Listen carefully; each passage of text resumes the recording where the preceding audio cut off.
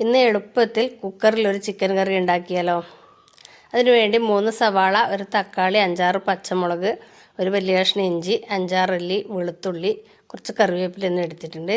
കഴുകി വൃത്തിയാക്കിയ ചിക്കനിൽ 1 സ്പൂൺ ഉപ്പും കുറച്ച് മഞ്ഞൾപ്പൊടിയും ചേർത്ത് പുരട്ടി വെച്ചു. ഒരു പാനിൽ 2 സ്പൂൺ മല്ലിപ്പൊടി, 1.5 സ്പൂൺ മുളക് പൊടി, 1/4 സ്പൂൺ മഞ്ഞൾപ്പൊടി എന്നിവ ചൂടാക്കിയെടുത്ത് ചിക്കനിൽ ചേർത്ത് പുരട്ടി വെക്കുക. എൻ്റെ മോനും അവൻ്റെ ഫ്രണ്ടും കൂടെ ചോദിച്ചൊരു റെസിപ്പിയാണ്, അതാണ് ഞാൻ ഇത്ര ഡീറ്റെയിൽ ആയിട്ട് പറഞ്ഞത്.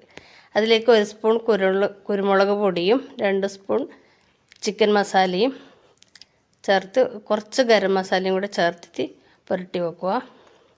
അതിലേക്ക് നമ്മൾ അരിഞ്ഞു വെച്ച ഇൻഗ്രീഡിയൻസ് എല്ലാം ചേർത്ത് നന്നായി കുഴച്ച് മിക്സ് ചെയ്ത് വെക്കുക. കുക്കറിൽ കുറച്ച് വെളിച്ചെണ്ണ ഒഴിച്ച്